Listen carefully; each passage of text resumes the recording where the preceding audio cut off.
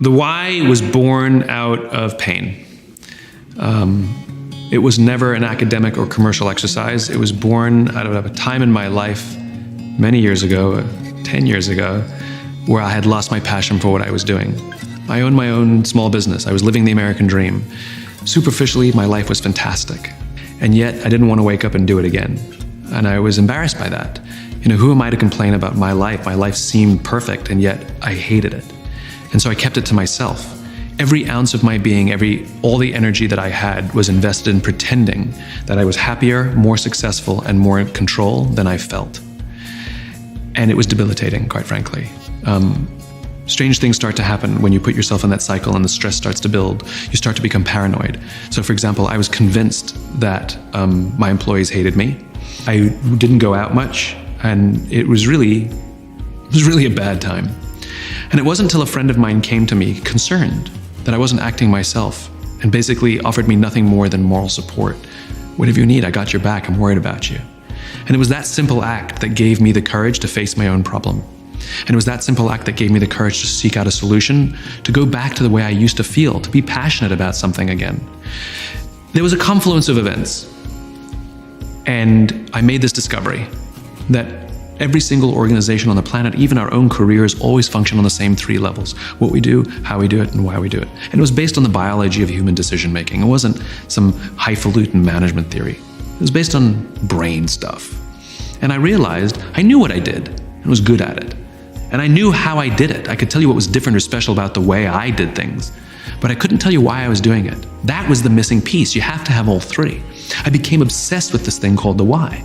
I figured out how to find my why, and it restored my passion to levels I had never experienced before. And more importantly, I figured out how to help others find theirs. And I did what anyone would do. When you discover something beautiful, you share it with your friends. And my friends started making crazy life changes themselves. And they started finding happiness and passion that they'd never experienced before. It was me solving my own problem that happened to help others solve it for them too.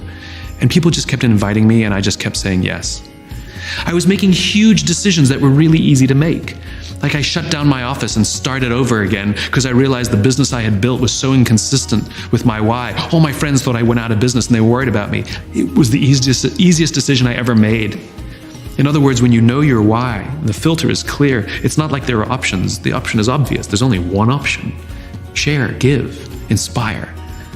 And everything that I've achieved, any success that I've enjoyed, has all been 100% because of the gracious, just amazing generosity of people around me. My friends, my colleagues,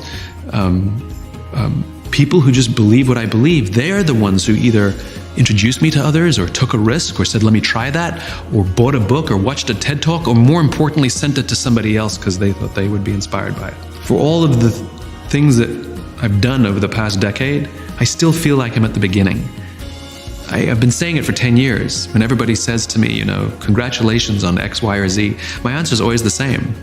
Tip of the iceberg. And I think that's what keeps me inspired, which is, for me, it's a journey. I'm on the right path. I'm walking past the right mile markers. In other words, I know I'm making progress to the vision that I have to build this world in which the vast majority of people wake up every single morning, inspired to go to work, feel safe when they're there, returning home at the end of the day fulfilled by the work that they do. When I started the race, I ran by myself. And it's lonely, lonely, lonely. And now I got like 1,000 people to the left and 1,000 people to the right and 1,000 people behind me. And I look around, I'm like, yep, we're going to change the world. We're going to change the world. Se você gostou do vídeo, considere se inscrever no canal. Dê aquela paulada no botão do like. Compartilhe o vídeo. Dance a Macarena. Declame um poema. Pelado. E não se esqueça de se hidratar. Até mais, fui!